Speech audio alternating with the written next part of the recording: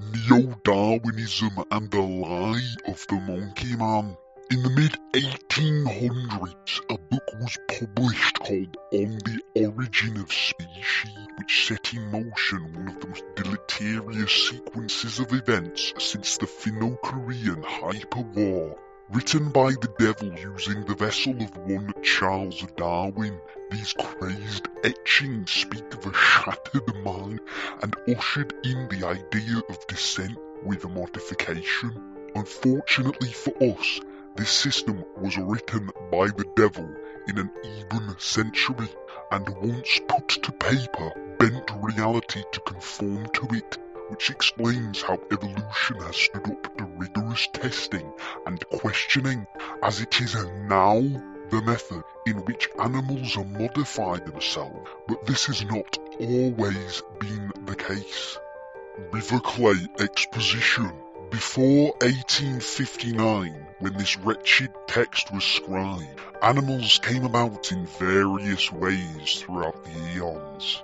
Most obviously, all living creatures on Terra were initially created by Hammurabi out of River Clay, but what is less known is that Hammurabi was making prototypes of the animal, and so left room for changes, as he is said to have had little ability in the realms of aesthetics. These initial designs were crude, and he thought a more visually inclined god would come along and modify his basic design. But little did he know, the Musselwhelmheim Brigade was amassing on the horizon, which waylaid the god's efforts for 4,000 years, allowing the original designs to prevail. This explains something which Darwin's theory cannot: why so many animals are visually displeasing. Lamarckian adaptation. After the animals had basic forms, many were unfit in their respective habitat.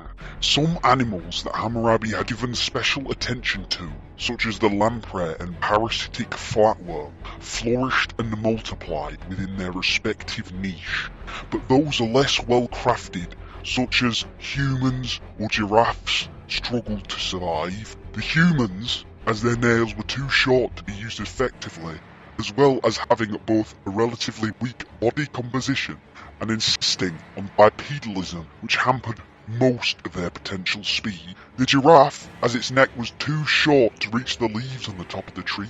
These states were wholly unfit for their respective climates, and so had to either change or be wiped out by entropic forces. This is where the second form of adaptation comes into play, which is known as Lamarckian adaptation, and follows a more logical and a sound mechanism than Darwin's theory. In the case of the giraffe, those organisms who could not reach the high leaves, and were instead eaten by diplodocus and other such land, would wish for their neck to grow, and after a while such a thing would happen.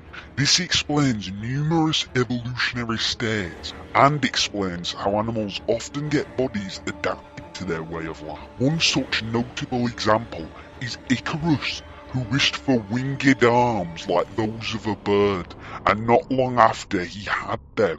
This was before Darwin came and retroactively changed the way in which this works, essentially locking this ability from contemporary humans and subjecting us to horrendously slow and inefficient natural selection, which has stumped our species. Narrative adaptation.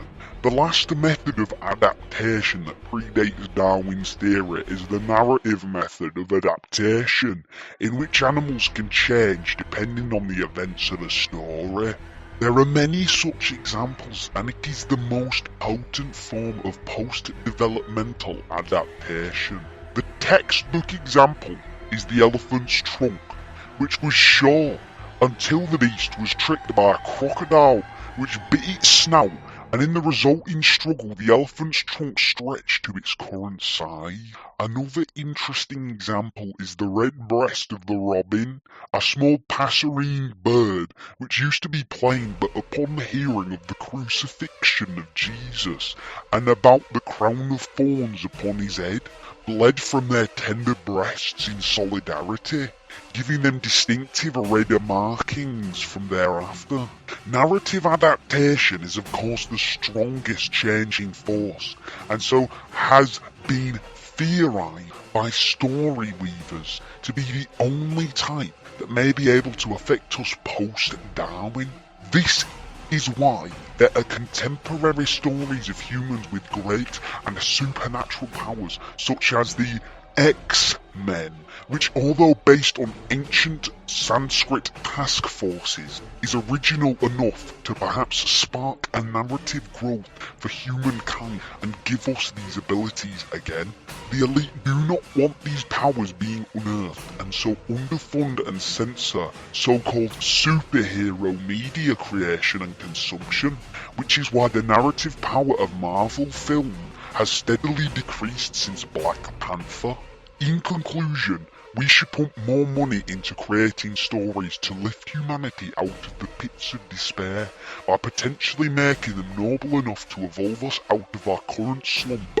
And Darwinism should be slowly phased out as more advanced forms of adaptation are now available. And no one will be alive by the time Darwin's slow and boring process has done anything.